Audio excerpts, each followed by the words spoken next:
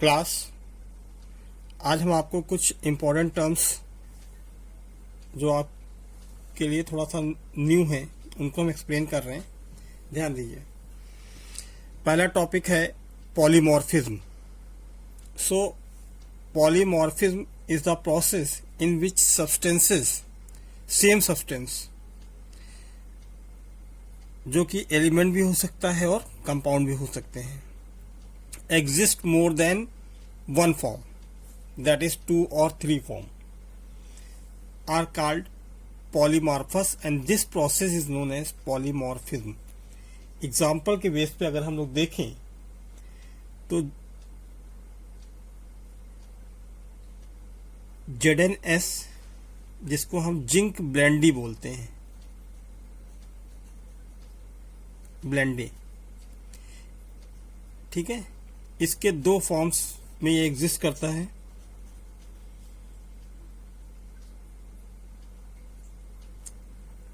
Sorry, zinc sulphide है ये, sulphide, ठीक है, जो कि दो फॉर्म में एग्जिस्ट करता है। एक तो जिंक ब्लेंडी और दूसरा उर्जाइट, उर्जाइट, ठीक है,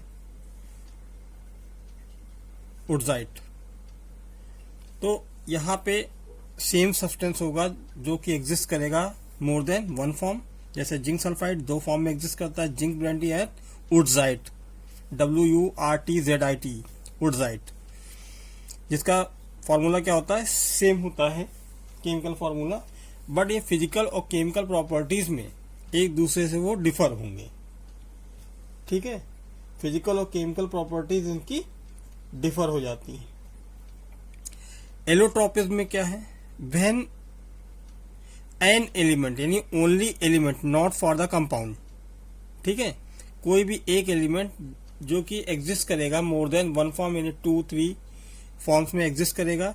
इसका बेस्ट एग्जांपल है कार्बन। कार्बन के 3 फॉर्म आपको पता, 2 फॉर्म तो पता ही होंगे, तीसरी हम आज बता देते हैं। एक तो ग्रेफाइट, दूसरा डायमंड और तीसरी जो है फलरीन है। ये हमने बताया भी है आपको हाई स्कूल में। आइसोमॉर्फिज्म में क्या होगा, दोस कंपाउंड्स इन विच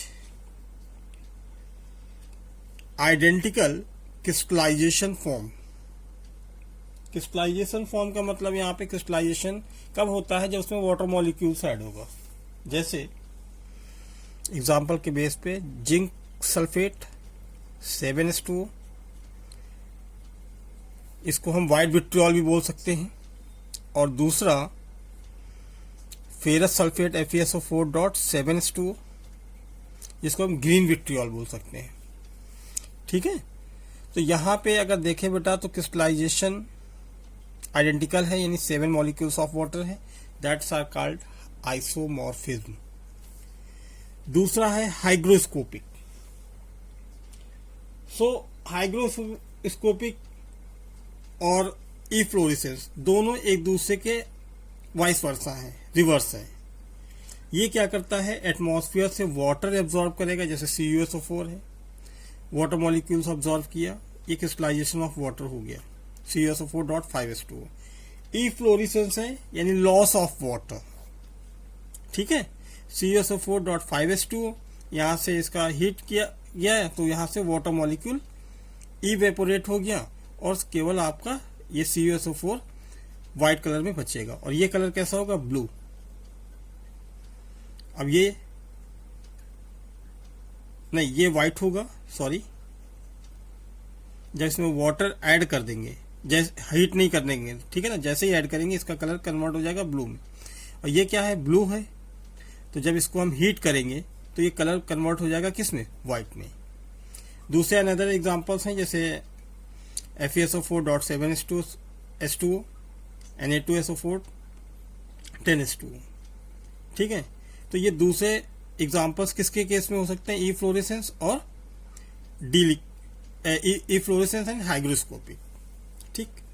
तो इसमें कोई ज़्यादा विशेष प्रॉब्लम नहीं आनी चाहिए आपको। डीलिक्विसेंस क्या है? Deliquescence is the substance which absorb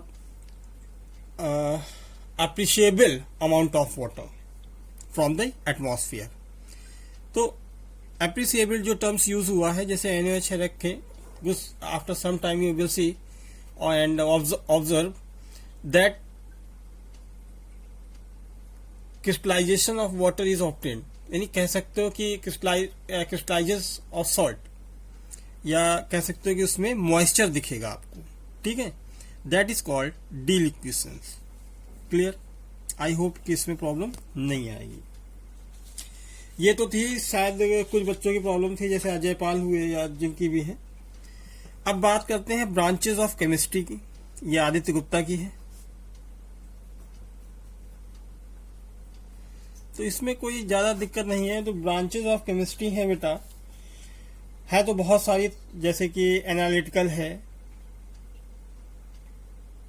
physical है, ऑर्गेनिक है, इनऑर्गेनिक है, ठीक है।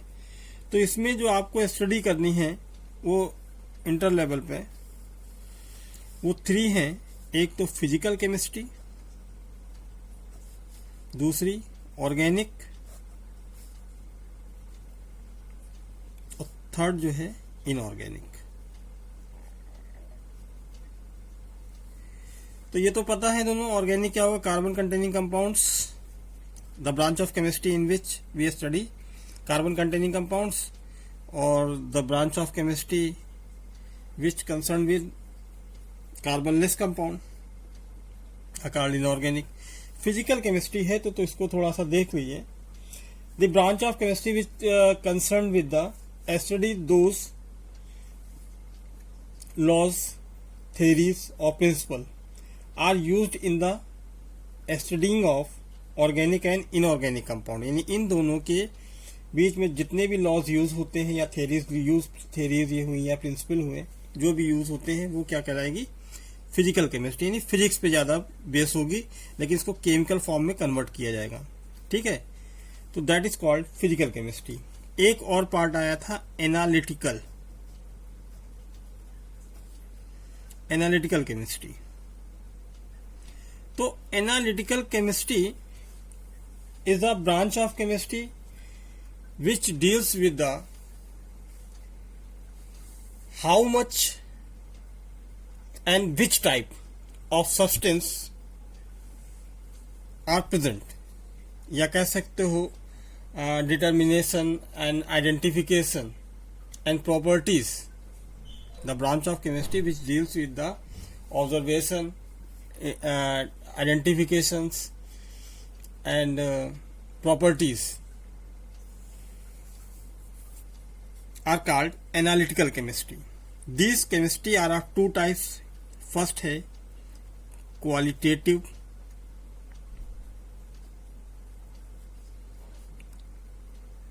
analysis 2 टाइप के होंगे। मतलब किसी भी कंपोनेंट का आपका आइडेंटिफिकेशन करना या उसकी जो प्रॉपर्टीज को ऑब्जर्व करना, ठीक है, किसी भी कंपोनेंट का, वो एनालाइट कहलाता है, ठीक है।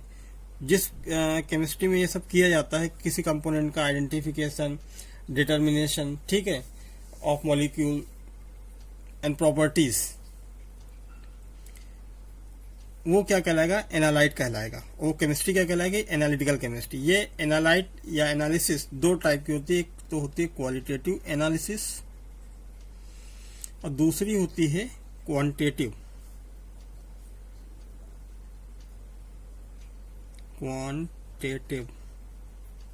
एनालिसिस।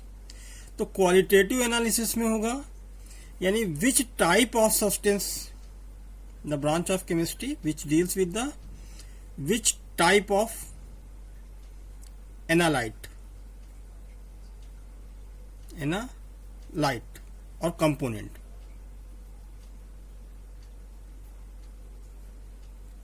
कंपोनेंट्स आर प्रेजेंट, ठीक है, are called qualitative analysis. Quantitative analysis यानी how much component are present in that salt और एनालाइट, यानी उस कंपोनेंट में कितनी चीजें कितनी परसेंटेज में प्रेजेंट हैं, वो क्या कहलाएगी? क्वालिटेटिव एनालिसिस, क्वांटिटेटिव एनालिसिस कहलाएगी। क्लियर है? So law of chemical combination में भी आई है प्रॉब्लम। तो लॉ ऑफ केमिकल कॉम्बिनेशन, तो बेटा इसको हमने उसमें भी पढ़ाया है, 9th में भी और 10th में भी।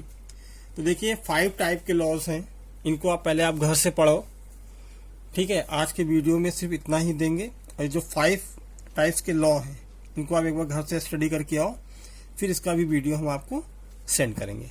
Okay, thank you.